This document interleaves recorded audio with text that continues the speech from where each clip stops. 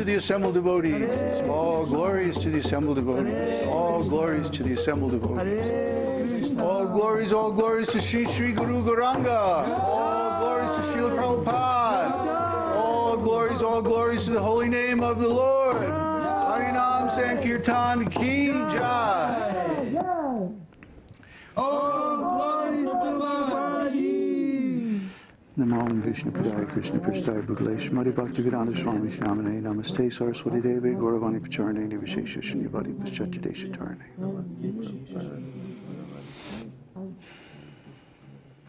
Hare Krishna. Hare Krishna.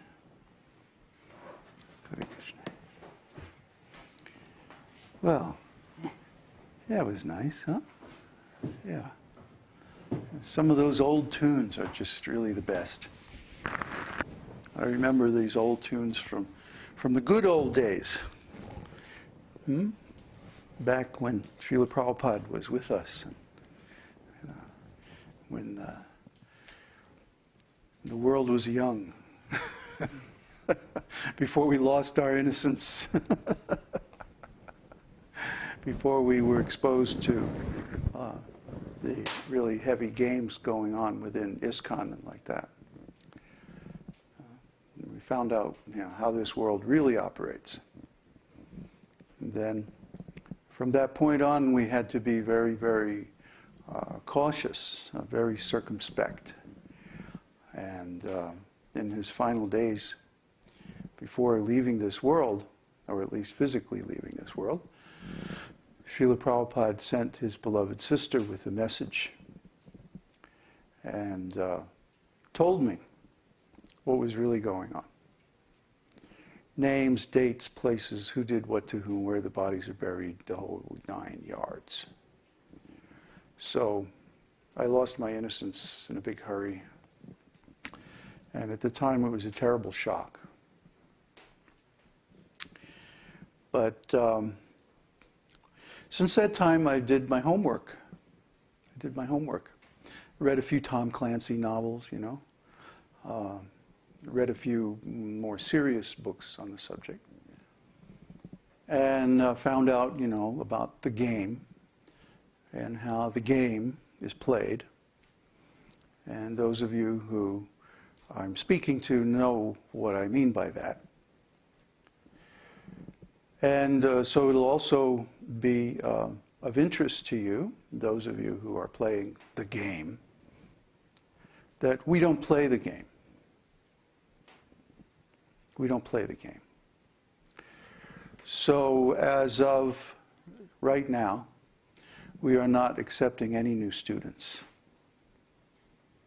And the reason for that is that since we announced that we're going to India, that we have been getting probes from ISKCON.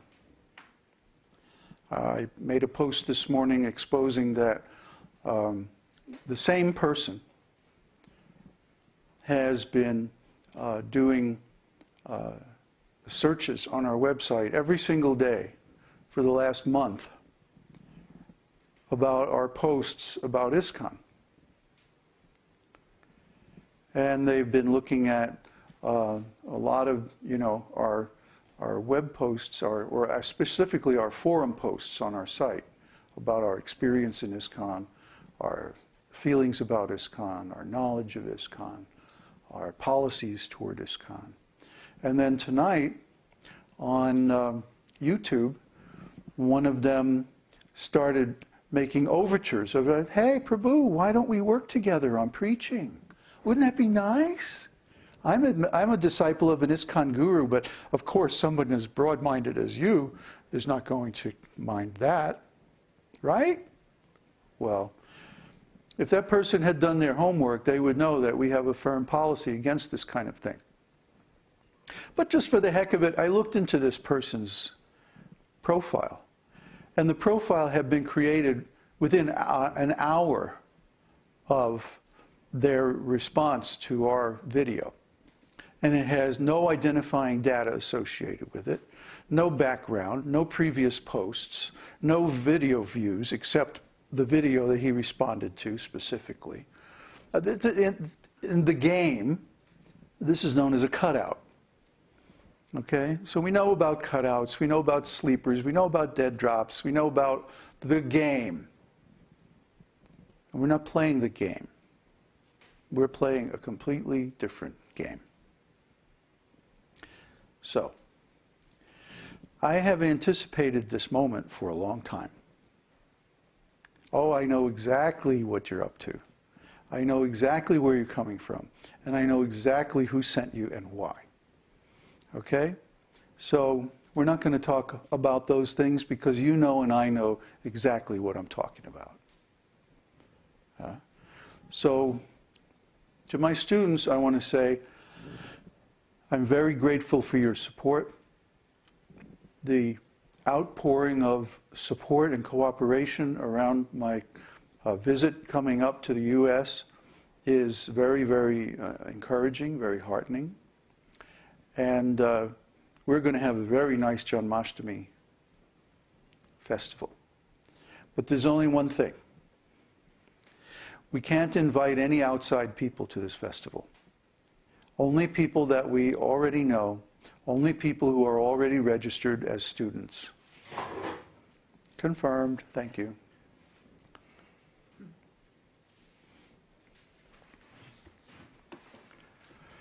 So, this is because since we announced our plans to go to India, ISKCON has stepped up its surveillance of us and even attempted to infiltrate, a very clumsy attempt, a very unprofessional attempt, probably not really a serious attempt to infiltrate, just a probe, but we need to close the door now.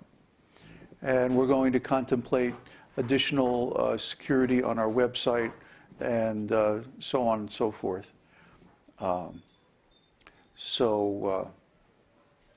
You know, I regret to have to take these steps, but we're not dealing with honest men. We're not even dealing with men who work within the bounds of the law or morality. So, what to speak of Vedic principles. So, we need to be very cautious from this moment on. Because after all, our business is not really making a religious organization. We don't really care a whole lot about making religious organizations. In fact, we don't really care about religion at all. What to speak of abstractions like organizations. False fronts, false names, abstractions. This whole world, this material world is known as the world of names. That means someone will come up with a nice name for something, and then behind that name they'll do all their material activities. Like a corporation, for example. A corporation's a good example. Because a corporation, the very purpose of the corporation is to shield its executives from the liabilities caused by the operations of the corporation. In other words, a corporation is a way of doing harm to people where you cannot be held responsible for that harm. That's precisely what a corporation is. And that's why corporations, especially in England, are called limited. The limited stands for limited liability. You cannot be sued for your actions as a corporate executive. See? The company can be sued, but you personally, as an individual, cannot. So, this is all a shell game by the demons. Making organizations and putting people in positions and giving them titles. And then, you know, naive people expect that the titles and the person behind the title are going to match. But in this material world, they usually don't. This in the trade is called a cutout. An identity that's created, a false identity that's created just for the purpose of deceiving others and doing some kind of operations. It's just a name. There's no substance to it. So try to understand, this whole world is like that. This whole world is a world of names. Phony, artificial misleading, deceptive names. And forms also. The forms of this world are also deceptive because they change. When we were young, we had a little baby form.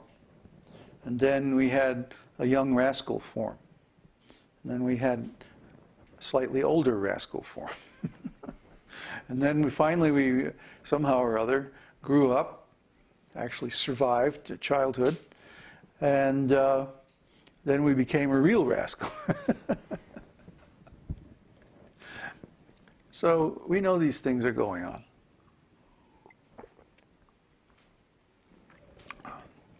But we don't participate.